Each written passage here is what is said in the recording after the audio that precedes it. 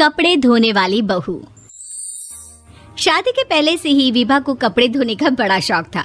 कभी नल के नीचे तो कभी तालाब के पास। अरे मेरी नीली वाली लुंगी नहीं दिख रही है।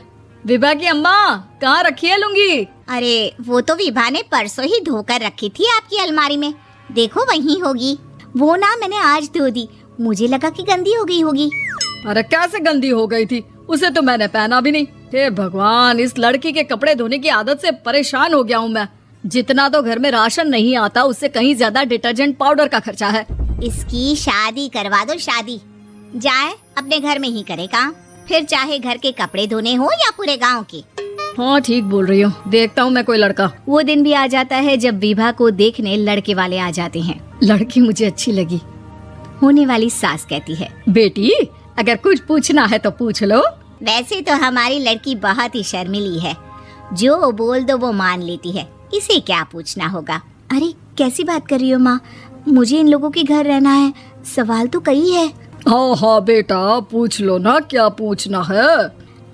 आप लोगों के घर कपड़े कौन धोता है? सास का मुंह बन जाता है।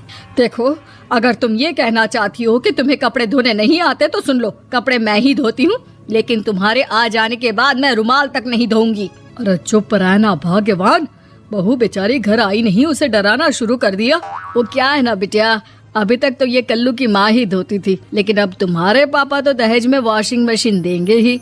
तभी विभा की माँ बोल पड़ती है, सवाल भी पूछा तो क्या। वैसे भाई साहब, मशीन की तो फिर भी कपड़े धोने की कैपेसिटी होती है। मतलब जो बिटिया दे रहे हैं ना विभा, इसे कपड़े धोने का बहुत शौक है। ये आप लोगों के क्या, आस पड़ोस गांव मोहल्ले सबके कपड़े धो दे और उफ तक ना करे। बाहर देखा नहीं आपने कितने कपड़े सूख रहे हैं, सब हमारी बिटिया ने ही तो धोए हैं। बस भी करो ना माँ, शर्म आ रही इतनी तारीफ सुनकर। और तो और एक दाग निकाल कर दिखाओ तो मान जाऊँ। हाँ अच्छा, माफ करना बेटा, मैंने गलत समझा। हमें तो रिश्ता बहुत पसंद है। और ऐसे जुड़ जाता है रिश्ता कपड़े धोने का शौक रखने वाली विभा का। उसकी शादी हो जाती है कोयला फैक्ट्री में काम करने वाले कल्लू के साथ। शादी के बाद अचानक विभा चिल्लाती हुई सास के पास आती है। सासू माँ, अरे सासू माँ कहाँ है आप? ये तो धोखा है, धोखा दिया आप लोगों ने मुझे। इसे ससुर के चक्कर के बारे में पता चल गया। अरे तो उसमें तुझे क्यों धोखा मिला है? अरे नल में पानी नहीं आता, कपड़े कैसे कब धुलेंगे? अच्छा, तू पानी नहीं आ रहा उसकी बात कर रही है। तो आपने क्या सोचा? कुछ नहीं। अच्छा, तेरी माँ ने कहा था कि कपड़े धोने का शौक है, तुझे याद आया मुझे। शौक बोलकर कपड़े धोने वाले मेरे जुनून को कम ना आके सासू माँ, कपड़ा धोना मेरा गुरूर है।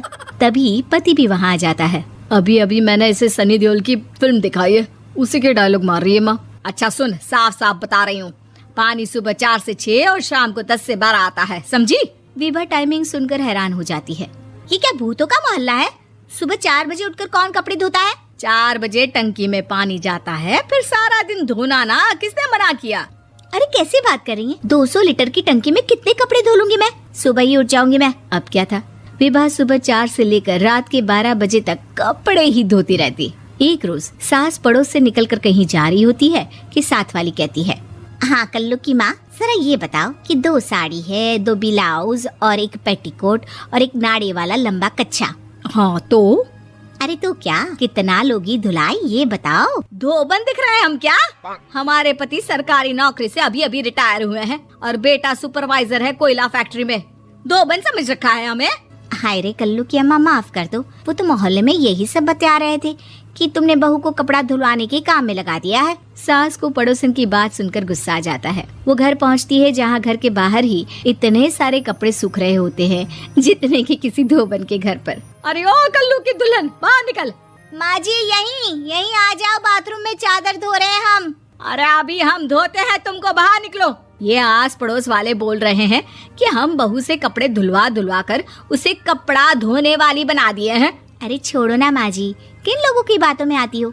आस पास के लोगों का तो काम ही होता है कि वो किसी तरह सास बहू को लड़ा दे। बहू सारे घर के कपड़े धोती है, ये क्या कम है?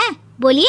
सास को भी लग जाता है कि वो बहू का ये सनकीपन नहीं छुड़वा सकती, इससे अच्छा है कि खुद ही चुप हो जाए।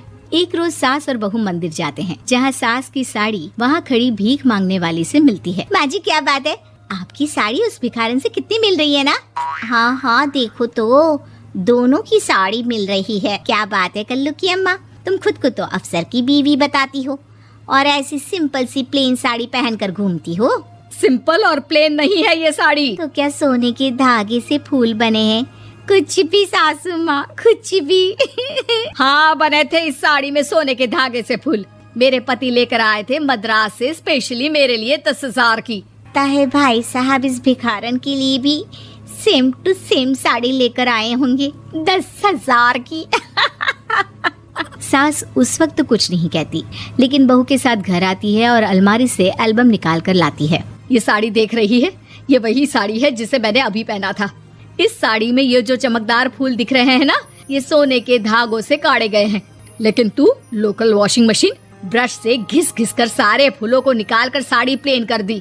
मुझे माफ कर दीजिए सासू माँ। और तो और, जब मैंने तुझे तेरी गलती के लिए कुछ नहीं कहा, लेकिन तूने तो सबके सामने मेरा मजाक ही बना दिया। क्यों? बहू को समझ में आ जाता है कि अब से उसका कपड़े धोना बंद।